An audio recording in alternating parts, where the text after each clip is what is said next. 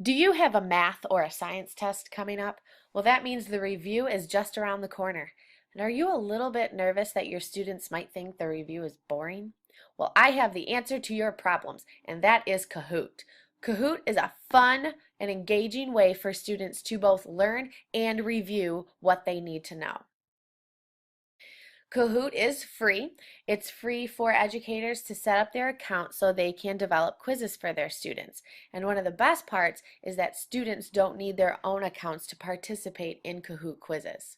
Once you have your own account, this is your personal homepage. So as you can see, the first thing you're greeted with is creating a new Kahoot. And you actually have three options. The first one is a quiz. The second one is a discussion, and the third one is survey. I use the smartboard in my classroom. So this would be, once I click launch, this is going to be displayed on my smartboard in my classroom. Once it connects, your quiz is given this game pin. So this game pin will allow your students to access your quiz. This is why they do not need their own accounts. So this definitely needs to be displayed in your classroom on a big screen. And like I said, I use a smartboard. So now that this page is displayed in your classroom for all of your students to see, they can see the game pin.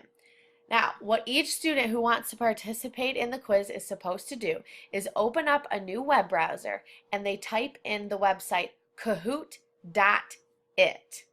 Kahoot.it, and they are led to a page that looks like this. So again, it's KAHOOT.IT. Once they are at this page, they can enter the game pin that you are displaying. So our game pin is 702438. So we would type that in. 702438, and they click enter. Then students get to type in a nickname. I just have my students type in their first name. So I will be Carrie, and then they join game.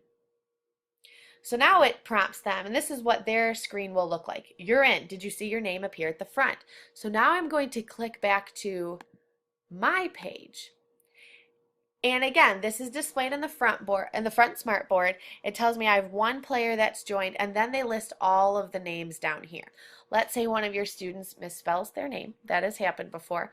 All you have to do is click it and you can delete their name. Then they go to kahoot.it one more time, type in the game pin, and they're ready to go. Once you see that all of your students are in, so I had 23 students in my classroom, I would wait for 23 players and I would see all of their names down here.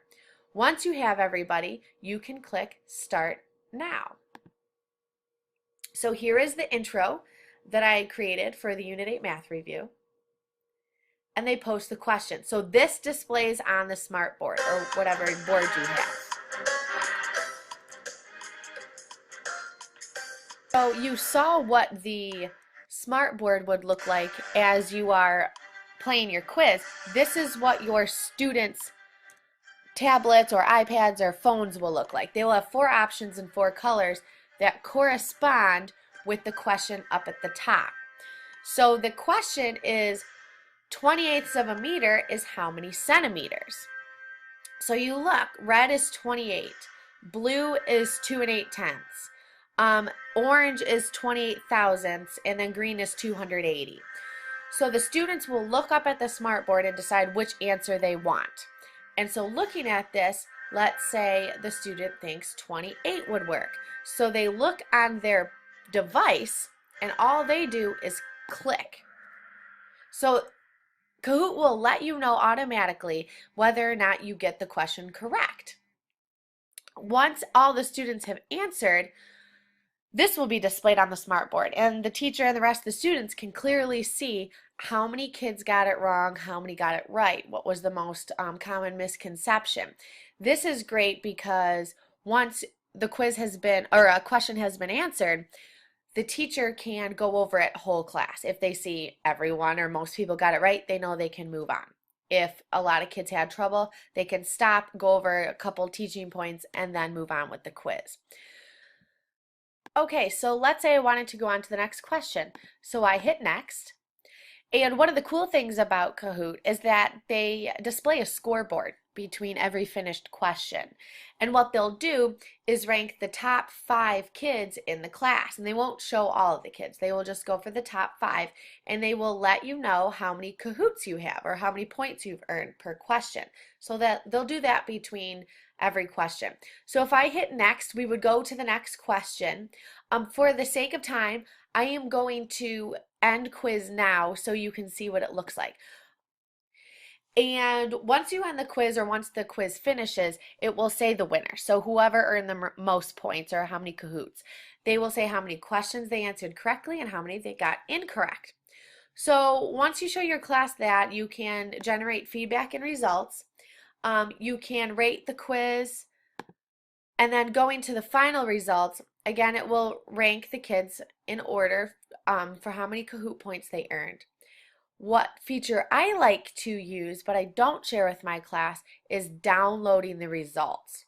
So with Kahoot, after you finish your quiz with your students, you can download an Excel document that will have each of your students' names, and it will tell you how many points they earned and how they performed on each question. So obviously as teachers, we can see the benefit of that. So you know exactly how your students were answering the questions and what they still might need help with.